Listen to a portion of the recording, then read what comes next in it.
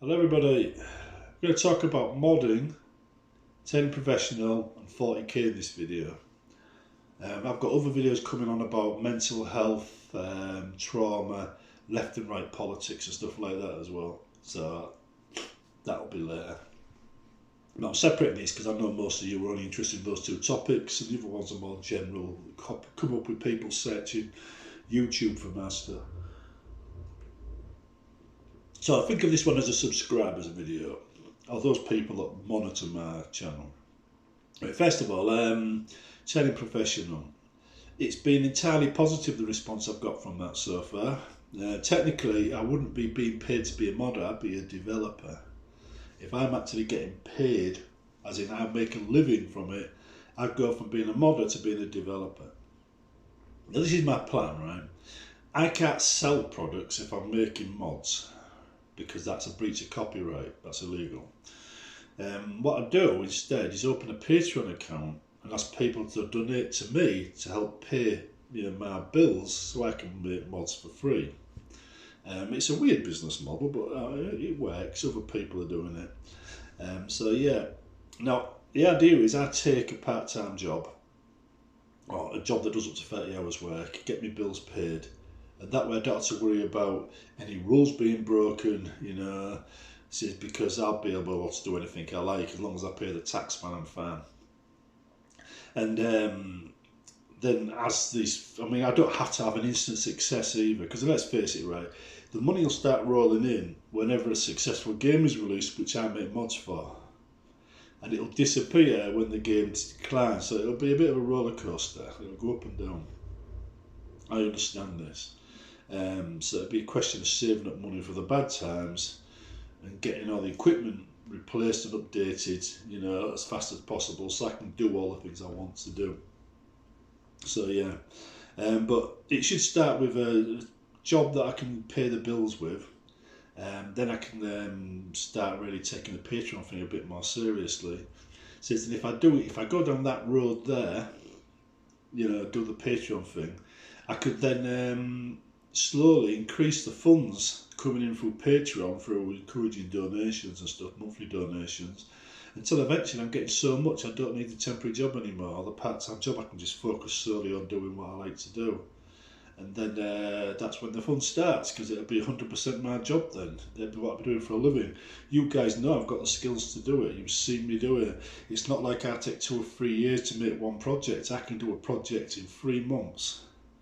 You guys would see it progress in my videos. In fact, you can check this out on my channel now, I made the videos, like I think it's 5 or 6 videos on Kavach, is it Kavach, no, Kavach, I can't remember the name of it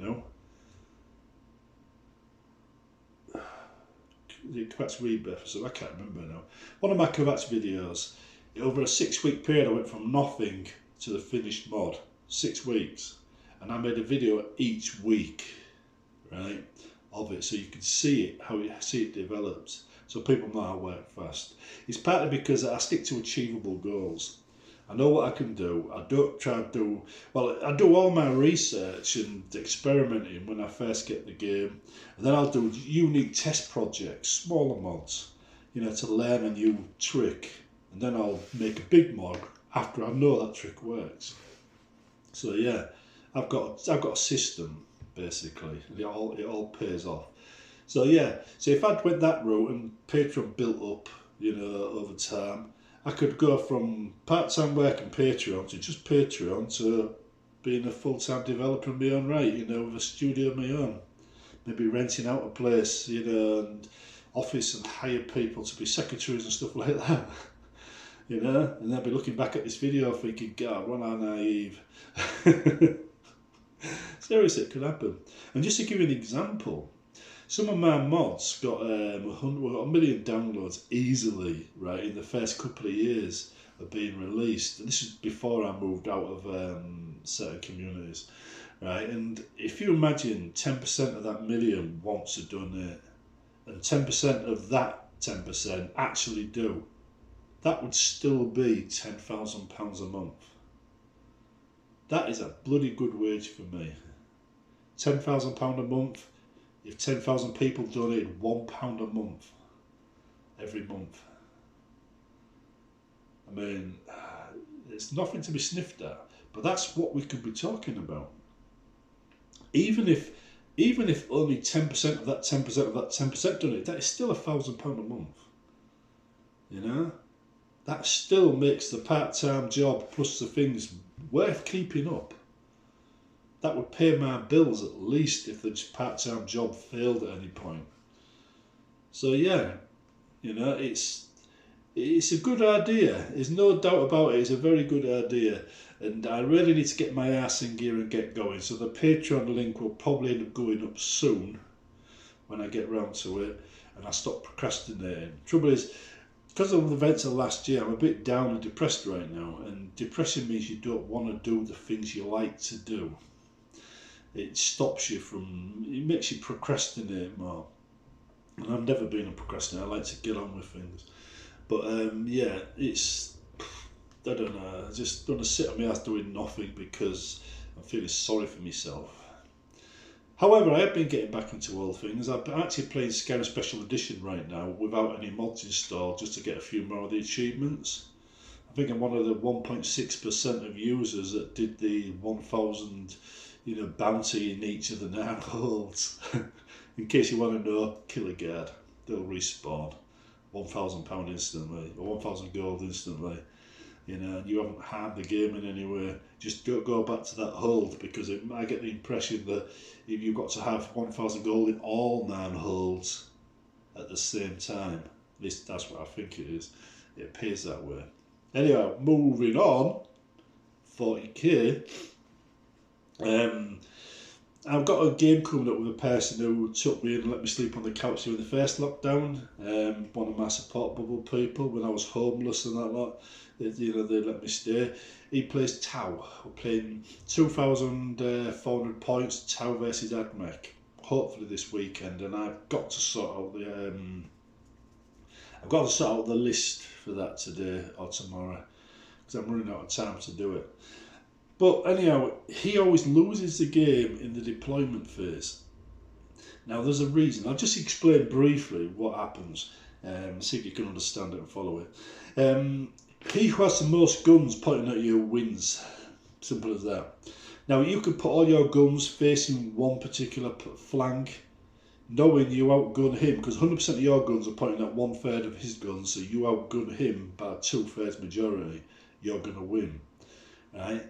Unless he gets a roll first and he destroys all of the difference, you know, the advantage you have, in which case he's going to win. But what if you put your men in cover and only walk them out into firing positions when you know it's your turn?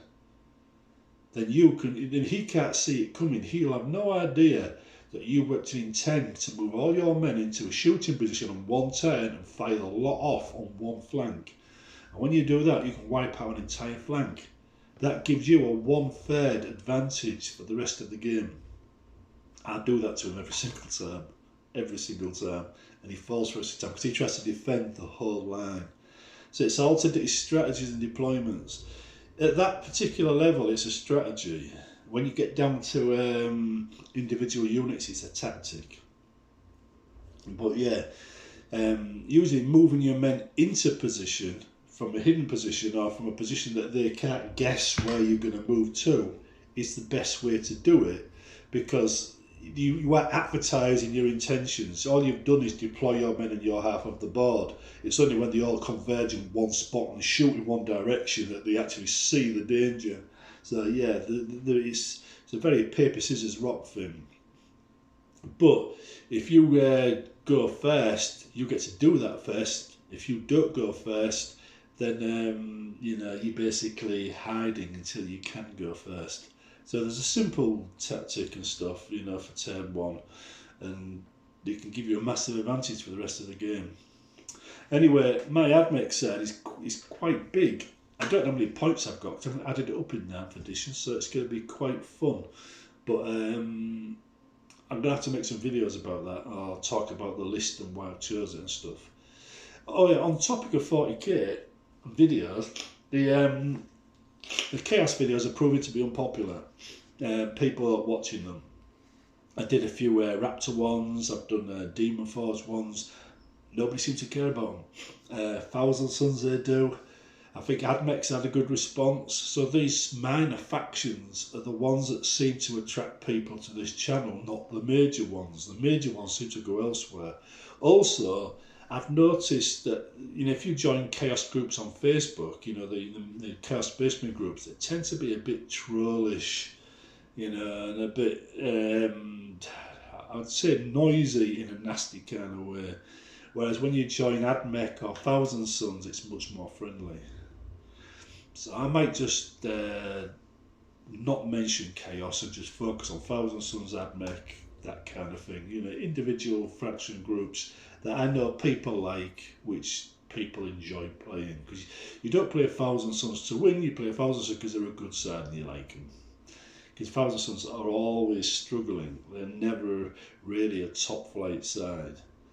But there again, Thousand Sons have a unique way of being played. And if you play them wrong, then you play them to their disadvantage. You play them right, they can slaughter everybody. In fact, nothing like a Zangor blob to ruin a person's best strategies. Thousand Sons are an alpha strike, so put it that way. And they're very hard to get rid of, thanks to the 2 damage thing. Although the changes to or the 1 damage thing. The changes to the heavy bolter and spaceman side means that now that will be able to kill off a Rubik Marine, you know, if he feels it's safe. None of this 2+ saves against heavy bolters anymore. Well, not 2+, but you know what I mean. It'd be a 4+ now, should I say. But you get the idea anyway. Right, anyway, I'm going to get off, right? That's what's going on. Right, so keep tuned in. There'll be more coming on these topics, or these 2 topics.